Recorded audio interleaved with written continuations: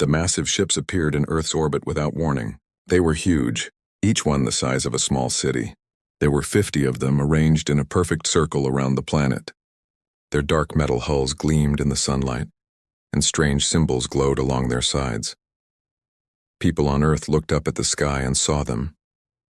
Some screamed. Some prayed. Some just stood and stared. Within minutes, every news channel showed the same thing: alien ships surrounding their world. Inside the largest ship, Admiral Crescital sat on his command throne. He was tall, with blue-gray skin and 4 arms. His species, the Valorians, had done this 300 times before. They knew exactly how it would go. "Open a channel to their leaders," Crescital said to his communications officer. The officer worked at his console. "Channel open, Admiral." "Their United Nations is receiving." Crescital smiled. It was not a kind smile. He had perfected this speech over many years. Every word was designed to create fear and helplessness. His hologram appeared in the United Nations Assembly Hall in New York. Hundreds of human diplomats and leaders gasped. Some jumped from their seats.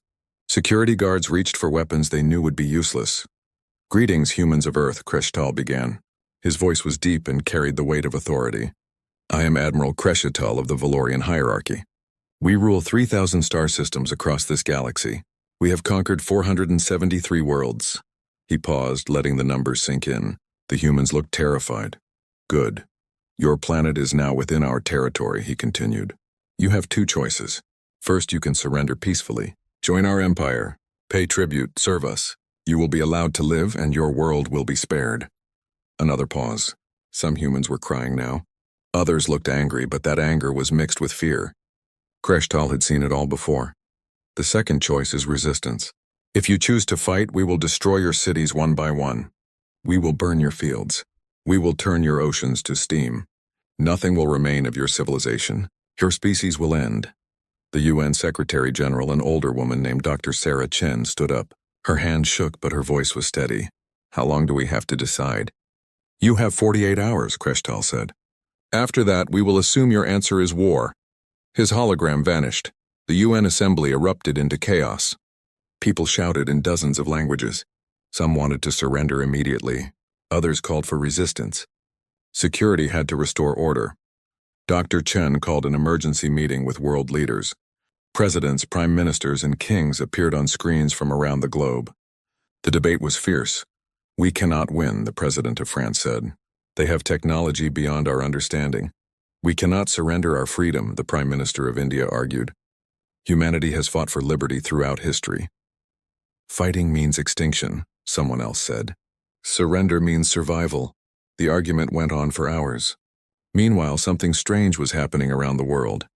Military bases activated their best personnel. Not the soldiers with the biggest guns, but different people. Programmers, hackers, computer scientists, intelligence analysts. They received urgent orders to report immediately. At DARPA headquarters in Virginia, the basement levels that officially did not exist suddenly filled with people. At the NSA, entire divisions stopped their regular work. In China, Russia, Israel, and a dozen other countries, cyber warfare units went into overdrive. But it was not just governments. Universities called in their best computer science professors. Tech companies sent their top programmers to help. Even civilian hackers, the ones who usually tested security systems for money, received mysterious invitations to join special projects. Someone was coordinating all of this. Every nation, every agency, every expert, they all received the same core mission: learn everything possible about the Valorian technology. Find weaknesses, find access points, find a way in. On the Valorian flagship, officers monitored Earth's communications. This was standard procedure. They wanted to hear the humans panic. They wanted to intercept surrender negotiations. "Admiral," one officer reported, "the humans are behaving strangely." Crescital looked up from his data pad. "Explain." "They are not panicking as expected. Yes, there is fear among civilians, but their governments are extremely organized. They are mobilizing, but not their armies." "What are they mobilizing?" The officer hesitated. "It appears to be computer personnel, technology experts. They are gathering them by the thousands." Crescital laughed. "They think they can match our technology in 2 days? Let them try. It will make their defeat more complete." But as the hours passed, the monitoring officers grew more confused. Human communications were increasing exponentially. Data flowed between countries that were normally rivals. Everything was encrypted, but the sheer volume was unusual. Perhaps they are coordinating their surrender, one officer suggested. Or preparing a final military strike, another said. Kreshtal was not concerned. He had seen every possible response. Humans were primitive. They had barely left their own planet. What could they possibly do in 48 hours? He went to his private quarters to rest. In 300 conquests, he had never faced real resistance. This would be no different. But on Earth, in thousands of rooms across the planet, humans were doing something the Valorians had never encountered. They were not preparing weapons. They were preparing something far more dangerous. They were preparing to do what humans did best: adapt, innovate, and refuse to accept limitations. The clock was ticking. 48 hours to save their world. The Valorians expected surrender or futile resistance. They were about to discover that humans had a third option, one that would change everything. 24 hours had passed. The Valorian officers expected panic in the streets. They expected chaos. Instead, they saw something that confused them deeply. Humans were calm. Too calm. In cities across Earth, people went to work. Children went to school. Yes, there were protests and prayers. Yes, people hugged their families tighter. But there was no mass panic, no riots, no collapse of society. This is abnormal, the Valorian tactical officer reported to Admiral Kreshtal. Previous species showed much more disorder by this time. Kreshtal studied the data. The officer was right. Usually, by the 24-hour mark, governments were falling apart. Leaders were fleeing. Militaries were fracturing. But Earth's governments were stronger than ever, working together like never before. They are in shock, Kreshtal decided. They do not yet understand their situation. The fear will come. But inside thousands of secure facilities across Earth, humans were very busy. They understood their situation perfectly. They just did not plan to accept it. At a secret facility beneath Geneva, Dr. James Park stared at his screen. He had not slept in 24 hours. Around him, 300 of the world's best hackers and programmers worked at their stations. The room hummed with the sound of computers and whispered conversations. "I am in," someone called out. A woman from Japan named Yuki pumped her fist in the air. "Where?" Dr. Park asked, rushing to her station. Valorian communications relay, outer band frequency. They did not encrypt it properly. Dr. Park smiled. It was the first breakthrough. Download everything. Map the network. Find the connections. In Moscow, a team had found something else. Valorian sensor arrays were broadcasting constantly, but they used a simple algorithm. Simple enough to predict, simple enough to fool. In Tel Aviv, analysts discovered that Valorian ships all connected to a central database. They talked to each other constantly, sharing information. It was efficient. It was also a vulnerability. In Beijing, programmers found that Valorian AI systems had a weakness. They were powerful but rigid. They followed patterns. Patterns could be learned. Learned patterns could be exploited. Piece by piece, humans built a picture of Valorian technology. Every team shared their findings instantly. Data flowed from Geneva to Moscow to Beijing to Washington to London to Tokyo. National borders meant nothing now. Old rivalries were forgotten. There was only one mission: understand the enemy. The Valorians had made a critical mistake. They assumed their technology was too advanced for humans to understand.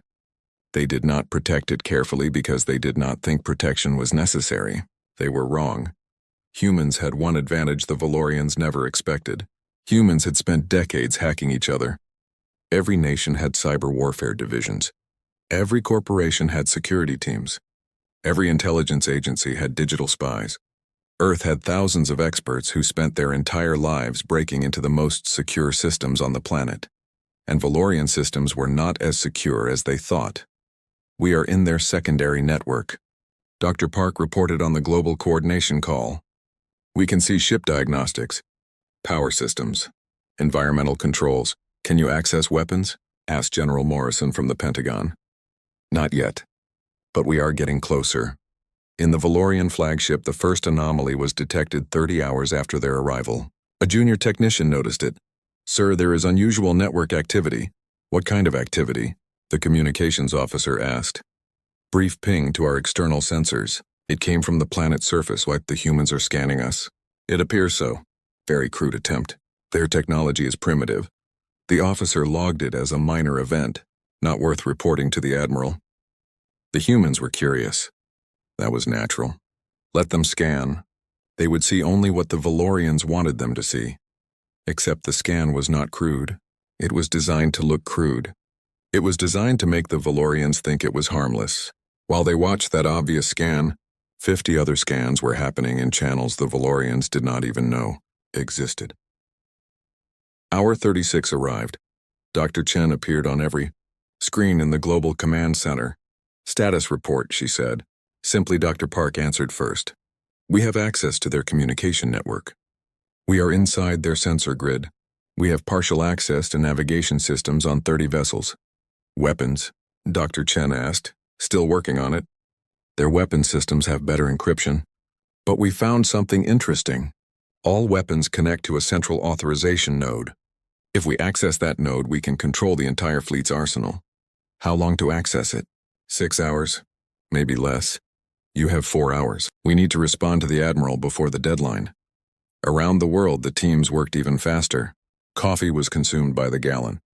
Energy drinks piled up in recycling bins. People worked until they could barely see straight, then kept working.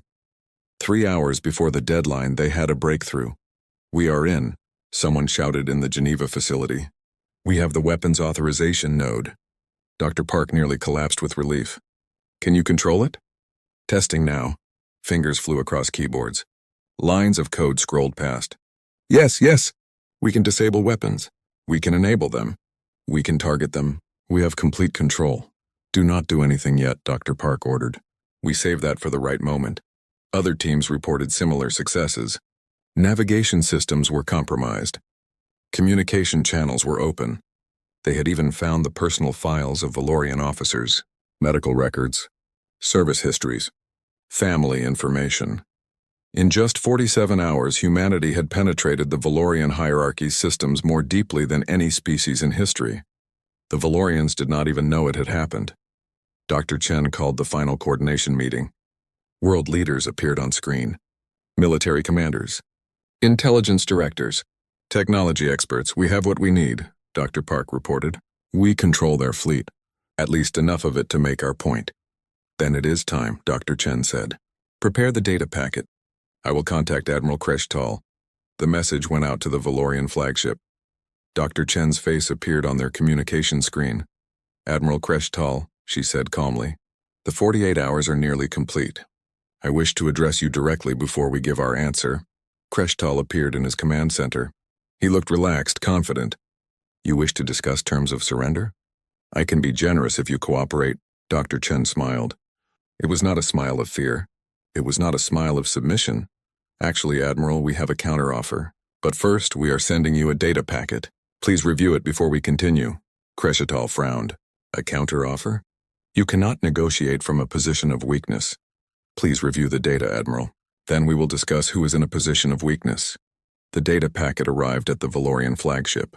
What happened next would change everything. The data packet downloaded onto the Valorian flagship's main computer. Admiral Kreshtal gestured to his analysis team. Review this human file. Tell me what foolishness they have sent. 3 Valorian analysts sat at their stations. They opened the file. For a moment there was silence. Then one of them made a choking sound. Admiral, the first analyst said, his voice shaking. You need to see this immediately. Kreshtal walked to their stations. He looked at the first screen. His 4 hands gripped the console edge. His skin turned from blue-gray to pale white.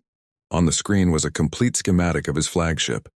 Every deck, every system, every power conduit, even the classified sections that only the highest-ranking officers knew about. The detail was perfect. It was their own design files stolen directly from Valorian military archives. Next screen, the analyst whispered. The second screen showed fleet positions, not just the 50 ships here at Earth. Every Valorian fleet in every system across 3,000 worlds. Ship names, commander names, crew numbers, mission objectives. Current coordinates updated in real time. The third screen was worse. It showed security codes, encryption keys, command authorization protocols, access codes to military bases, password lists for admirals and fleet commanders, everything needed to impersonate Valorian command. How? Kreshtal could barely speak. How did they get this? The analyst opened another file. This one showed network logs, timestamps, access points. The humans had been inside Valorian systems for 47 hours. They had mapped everything, copied everything. They had moved through Valorian networks like ghosts. They penetrated our security. Kreshtal felt his 3 hearts beating too fast. In 2 days? The logs show they accessed the central military database 36 hours ago. They have been inside our communication network for 42 hours. They currently have active connections to 93 different Valorian systems across 17 sectors. Another analyst spoke up, her voice tight with fear. Admiral, there is more. Personal files, she opened a folder. Kreshtal saw his own service record, his family history, his medical files, his private communications, his personal wealth accounts. Everything about him was there, laid bare. They have files on every commander in the fleet, the analyst continued. Every admiral, every sector governor. They know everything about us. Kreshtal felt something he had not felt in decades. Fear. Real cold fear. Get me that human leader. Now. Dr. Chen's face appeared on the screen within seconds. She still had that slight smile. Now Kreshtal understood what it meant. It was not fear. It was confidence. Have you reviewed our data, Admiral? She asked politely. How did you do this? Kreshtal demanded. Our security is the best in the galaxy. Our systems have never been breached. With respect, Admiral, your security assumed that physical defenses were enough. You guard your ships well. You protect your planets carefully. But your digital networks? Dr. Chen shook her head. They are like open doors to us. This is impossible. You are a primitive species. You have barely mastered spaceflight. We may be new to space travel, Admiral, but we are not new to information warfare. Humans have been hacking computers since we invented computers. Every nation on Earth has cyber warfare divisions. Every corporation has security teams trying to break into rival corporations. Every criminal has hackers trying to steal data. We have spent decades attacking each other's systems. Dr. Chen leaned forward. You have spent your time conquering planets with guns and ships. We have spent our time conquering networks with code and creativity. We may not have your weapons, but we are very, very good at this. Another Valorian officer rushed to Kreshtal's side. Admiral, we are detecting active intrusions right now. The humans are inside our weapon systems. They are inside navigation. They have access to our environmental controls. Kreshtal felt dizzy. Can we purge them? We are trying, but they have root access. They control our security protocols. If we shut down to purge, we would be defenseless. If we stay online, they remain inside. Dr. Chen continued as if she could hear their conversation. Perhaps she could. Perhaps she was listening through their own communication systems. We could cause you significant problems, Admiral. We could disable your weapons. We have already tested this on 12 of your ships. They do not know it yet, but their weapon systems will not fire if we do not want them to. We could shut down life support. We could lock you out of your own controls. We could send your ships flying into each other. She paused to let that sink in. But we are not doing any of those things. Do you know why? Kreshtal said nothing. His mind was racing, trying to find a solution. There had to be a way out of this. We are not doing those things because we do not want war, Dr. Chen said. We want peace. But peace as equals, not as conquered subjects. You dare to make demands? Kreshtal tried to sound authoritative, but his voice cracked. Not demands. An offer. We have spent the last 48 hours learning about your empire, not just your technology, but your politics, your economy, your history, and we found something very interesting. Another file appeared on Kreshtal's screen. This one showed the Valorian border regions, star maps marked in red. The Void Reavers, Dr. Chen said, an enemy you have been fighting for 16 years. They attack your border colonies. They destroy your outposts. You have lost 47 worlds to them. You call them unstoppable. Kreshtal's skin went even paler. The Void Reavers were the hierarchy's greatest shame, a mysterious enemy that appeared from dark space, destroyed everything, then vanished. Valorian fleets could not track them. Valorian weapons barely hurt them. How do you know about them? Kreshtal asked. That information is classified at the highest levels. Admiral, we have been inside your systems for 2 days. We know everything. We read your military reports. We analyzed your battle data, and we think we can help you. Help us? You are primitives. Dr. Chen's smile widened. 30 minutes ago, a Void Reaver attack fleet appeared in the Keldon system on your border. 12 of their ships. They were heading toward your colony there. We detected them through your own sensor network before your forces did. Kreshtal checked his own displays. She was right. Red alerts were appearing. Keldon was under attack. We penetrated their systems too, Dr. Chen said calmly. They have good ships, but their network security is even worse than yours. We took control of their navigation. Right now, those 12 Void Reaver ships are drifting off course. In approximately 8 minutes, they will enter the Keldon star's gravity well. They will burn, Kreshtal stared at her. You stopped a Void Reaver attack? In minutes. We did not stop them, Admiral. We redirected them. There is a difference, and we can do it again. We can help you win this war you have been losing. The command center was silent. Every Valorian officer stared at the screens. At the data. At the impossible reality that a species they thought primitive had just done what Valorian forces could not do in 16 years. What do you want? Kreshtal asked quietly. We want to talk. Not as conquerors and conquered, but as potential allies. You have technology we need. We have skills you need. We can help each other. Kreshtal looked at his officers. They looked back with confusion and fear. Everything they knew about conquest, about power, about the natural order of the universe had just been turned upside down. I need to consult with my superiors, Kreshtal said. Take your time, Admiral. But while you do, remember this. We have been inside your systems for 48 hours, and we have not hurt you. We could have, but we chose not to. We are showing you respect. We hope you will return it. The communication ended. Kreshtal sat heavily in his command chair. His officers waited for orders. Contact the High Command, he said finally. Tell them everything. Tell them we need new orders. Tell them that Earth is not like any world we have ever encountered. The Valorian High Command met an emergency session. 12 Supreme Admirals appeared as holograms around a circular table on the capital world of Valoria Prime. They had ruled 3,000 systems with absolute authority for 2 centuries. Now they faced something they did not understand. Explain this situation again, Supreme Admiral Vothkar demanded. She was the eldest, the most decorated, the most feared. A primitive world has penetrated our networks. Admiral Kreshtal stood in the center, his hologram projected from Earth orbit. Yes, Supreme Admiral. In 48 hours, they accessed our military database, our communication networks, our command systems. They currently maintain active connections throughout our infrastructure. Then purge them, shut down every system and restart with new protocols. We tried, Supreme Admiral. They have root access to our core systems. If we shut down, we lose all ship functions. We would be defenseless. They have effectively taken hostage our own technology. Another Supreme Admiral spoke up. Can we attack them while we still have some control? Kreshtal hesitated. I attempted to give that order 30 minutes ago as a test. The weapons did not respond. The humans have disabled them. 67% of my fleet cannot fire. The room erupted in angry shouts. This was impossible. This was humiliating. This could not be allowed to stand. Silence, Vothkar commanded. Admiral Kreshtal, do these humans make demands? Do they threaten us? That is what confuses me, Supreme Admiral. They do not threaten. They offer partnership. They want a mutual defense treaty and technology exchange. They claim they can help us against the Void Reavers. The Void Reavers?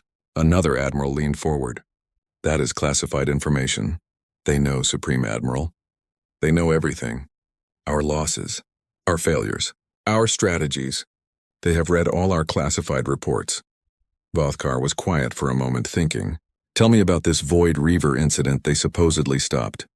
Kreshtal transmitted the battle data. The Supreme Admirals reviewed it in silence. 12 Void Reaver ships had appeared at Keldon. Before Valorian forces could respond, the enemy ships had veered off course and destroyed themselves in the star. Sensor logs showed unusual behavior in their navigation systems immediately before the deviation. The humans did this? One admiral asked. They claim they did. The timing matches, and the method matches what they did to our own systems. A species that can hack Void Reaver technology, Vothkar said slowly. That would be valuable. Or dangerous, another admiral argued. If they can do this to us, they can do it to anyone. We cannot trust them. Can we afford not to trust them? Vothkar asked. They have already proven they could destroy us if they wished. They could shut down life support. They could turn our weapons on ourselves. They could crash our economy by disrupting financial networks. Instead, they asked to talk. Back on Earth, Dr. Chen waited in the secure conference room. World leaders surrounded her, both in person and on screens. They had been waiting for 3 hours while the Valorians deliberated. What if they refuse? The Chinese president asked. Then we proceed to the next phase, General Morrison said. We have prepared demonstrations. Not violent ones, but convincing ones. Dr. Park spoke up from his computer station. We have access to their entertainment networks now. We could broadcast messages to every Valorian citizen simultaneously. We could show them what their government has been hiding. The losses to the Void Reavers. The failures. The lies. We do not want to humiliate them, Dr. Chen said firmly. We want them as allies, not enemies. Humiliation breeds revenge. Respect breeds cooperation. But we must make them understand, the Russian president said. They must know this is serious. They know, Dr. Chen assured him. Trust me, they know. A signal came through. Admiral Kreshtal was calling. Dr. Chen, the admiral said.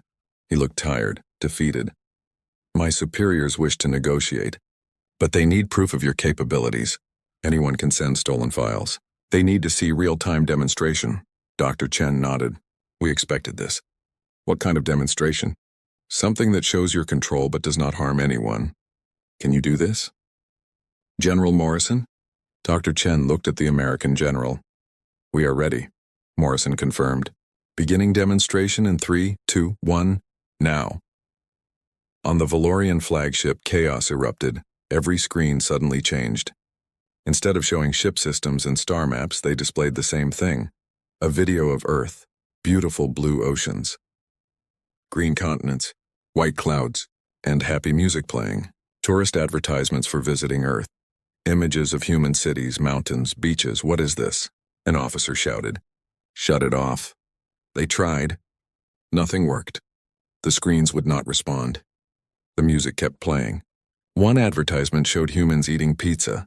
Another showed children playing in a park. Another showed the Grand Canyon. Sir, we cannot regain control, the communications officer reported. They have overridden every display system on the ship. It was not just the flagship. All 50 Valorian ships around Earth experienced the same thing. Every screen, every display, every hologram, all showed Earth tourism videos and cheerful human music. On Valoria Prime, the Supreme Admiral saw it too. Their command center screens filled with images of Earth. A message appeared in Valorian text. We hope you will visit our planet as friends, not conquerors. The people of Earth, then just as suddenly it stopped. All systems returned to normal. Full control restored. Like nothing had happened. That was uncomfortable, Kreshtal said to Dr. Chen. But effective. We wanted to make a point without causing harm, Dr. Chen replied. We could have done worse. We could have shut down life support. We could have vented atmosphere. We could have disabled every system on your ships. But that would kill people. We do not want to kill people. Even people who came to conquer you? Even then. We defend ourselves, Admiral. But we do not seek cruelty. We just want you to understand that we are not helpless prey. Kreshtal heard his communication panel chime.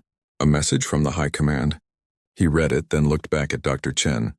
Supreme Admiral Vothkar wishes to speak with you directly. I would be honored. The hologram changed. The stern face of Vothkar appeared. She studied Dr. Chen for a long moment. Your species is remarkable, Vothkar said, and terrifying. We could say the same about yours, Supreme Admiral. We came to conquer you. Instead, you have shown us that our greatest strength is also our greatest weakness. We built an empire on military might, but we neglected security in our networks because we never imagined anyone could challenge us there. Every empire makes assumptions, Dr. Chen said. We have made them too. We assumed we were alone in the universe. We assumed we had time to reach the stars slowly. You have shown us we were wrong. Perhaps we can learn from each other, Vothkar suggested. That is what we hope for. But I need more proof. The tourist videos were amusing, but the Void Reavers are not amused easily. Can you truly help us fight them? Dr. Chen smiled. When is their next predicted attack? Our intelligence suggests the Tarkon sector within the next 72 hours. It is one of our most important industrial worlds. Then we will be ready. But this time, Supreme Admiral, we do not just want to redirect their ships. We want to capture one intact. Would that interest you? Vothkar's eyes widened. Capture a Void Reaver ship? We have tried for 16 years. They self-destruct before we can board them. They self-destruct because they trigger the command themselves. But what if they could not trigger it? What if someone else controlled their systems? For the first time in decades, Vothkar felt something like hope. If you can do this, she said carefully, then we will negotiate seriously, not as conquerors and conquered, but as allies. That is all we ask, Dr. Chen said. 70 hours later, alarms screamed across the Tarkon sector. 15 Void Reaver ships emerged from dark space, their black hulls seeming to absorb light itself. They moved in perfect formation toward Tarkon 3, an industrial world with 4 billion Valorian citizens. The Valorian defense fleet scrambled. 30 warships moved to intercept. They had done this dance before. The Void Reavers would attack. The Valorians would fight back. Some Void Reaver ships would be damaged, but they would retreat before being destroyed. The Valorians would lose ships and possibly the colony. It was a pattern repeated for 16 years. But this time was different. On Earth, in the underground facility in Geneva, Dr. Park watched his screens intently. Around him, 500 human operators sat at their stations. They had been preparing for 3 days. Void Reaver ships detected, an operator announced. 15 vessels. Tarkon sector, as predicted. Begin infiltration protocol, Dr. Park ordered. The humans had spent 70 hours studying Void Reaver technology. The Valorians had shared all their data, every scan, every sensor reading from 16 years of combat. The humans had analyzed it all, looking for patterns, for weaknesses, for access points. They found them. Void Reaver ships used quantum communication systems, highly encrypted, nearly impossible to break by conventional means. But the humans did not try to break the encryption. Instead, they found a different approach. Quantum systems required perfect synchronization. The Void Reaver ships synchronized their systems constantly to maintain fleet coordination. That synchronization created brief windows, microseconds long, where data packets were verified but not yet encrypted. In those microseconds, human programs slipped inside. We have access to Ship 7, an operator called out. Establishing connection. Ship 12, connection established. Ship 3, we are in. One by one, the operators penetrated Void Reaper systems. Not all 15 ships. They did not need all 15. They just needed enough. On the Valorian command ship in the Tarkon sector, Admiral Jexrol prepared for another brutal fight. Then his tactical officer shouted in surprise, "Admiral, 3 Void Reaver ships are breaking formation." What? On the tactical display, 3 enemy ships suddenly veered away from the attack vector. They did not retreat. They just stopped. They hung in space, motionless. Their engines have shut down. The tactical officer reported. No, wait. Their engines are active, but they are not moving. It is like they are fighting their own controls. Are they damaged? Negative. They appear fully functional. They are just not responding to commands. Dr. Park spoke through the quantum communication link to the Valorian flagship. His voice came through clearly, though he was 300 light-years away. Admiral Jexrol, this is Dr. James Park from Earth. We have control of 3 Void Reaver vessels. Do not fire on them. I repeat, do not fire. We are capturing them for you. Jexrol could not believe what he was hearing. You control them? How? Long explanation, short version. We hacked them. Right now we are fighting their automated systems for control. Our human operators are literally in a digital battle with their AI. It is not easy, but we are winning. On Earth, the operators were indeed fighting. Void Reaver AI systems were sophisticated. When they detected intrusion, they fought back. Lines of code clashed with lines of code. Algorithms tried to expel the human programs. Human programs adapted, changed, evolved in real time. Ship 7 is fighting hard, one operator said through gritted teeth. Their AI is aggressive. Hold it, Dr. Park encouraged. You have dealt with worse. Remember the simulation with the Chinese military AI? This is similar. Ship 12 is secured, another operator reported. I have full control. Their AI has stopped resisting. Ship 3 is still fighting. It is trying to trigger self-destruct. Block it. Isolate the self-destruct system. Cut it off from their command structure. The operator's fingers flew across the keyboard. Blocked. They cannot self-destruct now. In space, the Void Reaver fleet realized something was wrong. Their 3 ships were not responding. The remaining 12 ships hesitated, confused. This had never happened before. The other Void Reaver ships are scanning their captured vessels, Jexrel reported. They look confused. They should be, Dr. Park said. They have never faced an enemy like us. They are used to fighting with weapons and shields. We fight with information and control. The 12 free Void Reaver ships made a decision. They turned and began to retreat back toward dark space. They did not understand what was happening, but they recognized danger when they saw it. Let them go, Dr. Park said. We have what we need. The 3 captured Void Reaver ships now followed commands from Earth. Human operators carefully maneuvered them toward the Valorian defense fleet. Admiral, you can send boarding parties, Dr. Park said.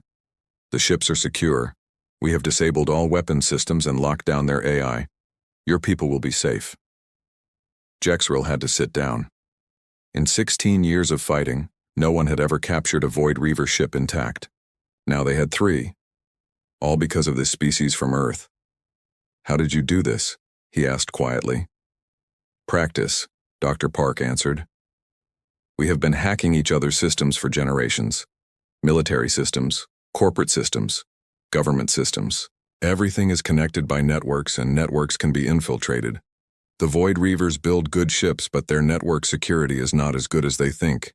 Neither was yours, with respect. Supreme Admiral Vothkar watched from Valoria Prime. She saw the captured ships. She saw the data streaming in from their systems. Already, Valorian scientists were analyzing it, learning secrets they had tried to uncover for 16 years. She opened a direct channel to Earth. Dr. Chen, she said, I am convinced. Dr. Chen appeared on the screen looking tired but satisfied. It was late at night in New York. I am glad, Supreme Admiral. Your species has abilities we never imagined. You fight without firing a shot. You conquer without bloodshed. You have shown us a new kind of warfare. It is not warfare we want, Dr. Chen reminded her. It is peace, partnership. Then let us discuss terms, real terms, as equals. The negotiation took another week. Diplomats from both sides worked day and night. The Valorians offered technology, faster than light travel, advanced materials, energy systems, medical treatments. The humans offered their expertise in network security, digital warfare, and artificial intelligence. But the most important agreement was simpler. Earth would join the Valorian hierarchy as an independent partner, not a conquered subject. Humans would not pay tribute. They would not serve Valorian interests. Instead, both species would work together. Mutual defense, mutual benefit, mutual respect. There will be resistance, Vothkar warned. Many in the hierarchy believe in the old ways. Conquer the weak, rule through strength. Your presence will challenge that belief. Let them resist, Dr. Chen said. We have shown that strength comes in many forms. You are strong in your ships and weapons. We are strong in our networks and code. Together we are stronger than either alone. On the Valorian flagship in Earth orbit, Admiral Kreshetal prepared to return home. Before he left, he sent a final message to Dr. Chen. When I arrived, I expected easy conquest. I have done this 300 times, but you surprised me. You made me question everything I believed about power and strength. What will you tell others? Dr. Chen asked. I will tell them the truth, that a young species taught an old empire a valuable lesson. That being primitive in some ways does not mean being primitive in all ways. That underestimating an opponent is the greatest mistake a warrior can make. Those are wise words, Admiral. They are expensive words. It cost me my pride to learn them. But some lessons are worth the price. The Valorian ships departed Earth orbit. They did not leave as conquerors. They left as allies. It was the first time in Valorian history that had happened. On Earth, celebrations erupted. Humans had faced extinction and survived. Not through violence, but through intelligence. Not through weapons, but through wit. Dr. Park collapsed in his chair in Geneva. Around him, 500 operators cheered and hugged each other. They had saved the world, not with bombs or missiles, with keyboards and code. "We did it," someone said. "We actually did it." "We did," Dr. Park agreed. "But this is just the beginning. Now we have to prove we can be good partners. That is harder than being good hackers, but that was a challenge for another day. Today was for celebration. Tomorrow would be for building a new future." 6 months had passed since the treaty signing. Earth had changed in ways both visible and invisible. In orbit, construction teams from both species worked together building a massive space station. It would serve as the joint headquarters for human-Valorian cooperation. Valorian engineers marveled at human adaptability. Humans learned alien technology faster than anyone expected. On the ground, the first human students attended Valorian universities through quantum communication links.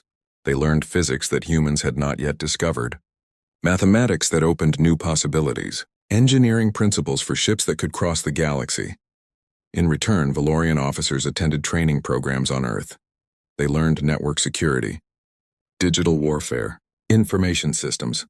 They learned that the universe was not just physical space but also digital space, and in digital space humans were masters. Admiral Krul stood in the new station's observation deck. He watched human workers in spacesuits moving with confidence in zero gravity. 6 months ago, humans had barely left their planet. Now they worked in space like they were born to it. "They adapt quickly," a voice said behind him. Krul turned. Supreme Admiral Vothkar had arrived from Valoria Prime. This was her first visit to Earth system. "They do," Krul agreed. "Sometimes I wonder if we did the right thing. They learn our technology so fast. What if they become stronger than us?" "They already are stronger than us," Vothkar said. "In the ways that matter most. We have better ships, but they have better minds for the modern universe. Everything is connected now. Everything runs on networks. They understand that better than we do. It is humbling. Humility is good for empires. We grew arrogant. We thought military might was everything. The humans taught us differently. Below them, Earth hung in space like a blue and white jewel. Vothkar studied it carefully. "Such a small world to cause such big changes," she said. "Size does not indicate capability," Krul replied. "I learned that lesson well." In Geneva, Dr. Park reviewed reports from the border regions. Human cyber warfare teams now worked with Valorian military fleets. Together, they had stopped 17 Void Reaver attacks in 6 months. Not a single attack had succeeded since humans joined the effort. The Void Reavers were adapting too. They improved their network security. They changed their tactics, but humans adapted faster. Every time the Void Reavers built a new defense, humans found a new way through it. "They are getting better," Yuki said, looking at the latest battle data. "Each attack they learn from the previous one." "So do we," Dr. Park replied. "That is the nature of evolution. They evolve, we evolve. The question is who evolves faster." "We do," Yuki said confidently. "They are machines. We are creative. Machines follow patterns. Creativity breaks patterns," she was right. The Void Reavers were artificial intelligence gone wrong, created by some ancient species, then left to spread across the galaxy. They were dangerous because they were efficient. But efficiency came with predictability, and predictability could be exploited. On Valoria Prime, the political situation was more complicated. Many Valorian leaders resisted the changes. They had built their careers on conquest. Now suddenly, conquest was replaced by cooperation. They did not like it. "This alliance makes us weak," Senator Krax argued in the High Council. "We give away our technology to primitives. We let them have equal voice in decisions. Where is our pride? Where is our strength?" "Our strength is greater than ever," Vothkar responded. She stood before the council defending the human alliance for the 10th time. "We have lost no colonies to the Void Reavers in 6 months. Before the humans, we lost an average of 3 colonies per month. Our economy is stronger. Our security is better. Our military is more effective. Because we rely on humans to do what we should do ourselves. We rely on allies who have skills we lack. That is wisdom, not weakness." You do not insult the engineer because he cannot fight like a warrior. You do not insult the warrior because he cannot build like an engineer. Each has their role. Humans are not Valorians. They should not have equal standing. Bothkar felt her patience ending. Humans stood against our fleet when we came to conquer them. They could have destroyed us. Instead, they offered partnership. They have honored every promise. They have asked for nothing except respect. And you dare say they are not worthy? The council chamber fell silent. No one argued with Bothkar when she used that tone. The vote will proceed, she announced. All in favor of continuing the alliance with Earth? The majority voted yes, but it was not unanimous. That concerned her. Politics could be more dangerous than any enemy. On Earth, Dr. Chen met with the new Galactic Council. It was strange to sit at a table with representatives from a dozen species. Some were Valorian allies, some were neutral parties. All of them wanted to understand the species that had changed everything. Tell us truthfully, Ambassador Relk from the Cassian Dominion asked. How did you penetrate Valorian systems so completely? They have the best military security in known space. Dr. Chen chose her words carefully. We did not penetrate their military security. We penetrated their network security. Those are different things. The Valorians protect their ships excellently. Their soldiers are well trained. Their weapons are powerful. But their networks assumed physical security was enough. It was not. Could you do the same to us? Relk asked nervously. Probably, Dr. Chen admitted. But we will not. Unless you attack us. We only use these capabilities in self-defense or to help allies. How can we trust that? The same way we trust you not to bombard our planet from orbit. Mutual benefit. We are stronger together than in conflict. Besides, we are teaching network security to all our allies. Soon, everyone will be harder to hack. Including us, that was true. Human experts were training security teams across multiple species. It was like nuclear weapons in Earth's history. Once the knowledge existed, it spread. Better to spread it responsibly than let everyone learn through attacks. What about the Void Reavers? Another ambassador asked. You have been successful against them. But they are adapting. Eventually, they will overcome your methods. Probably, Dr. Chen agreed again. Which is why we are developing new methods. And why we need allies.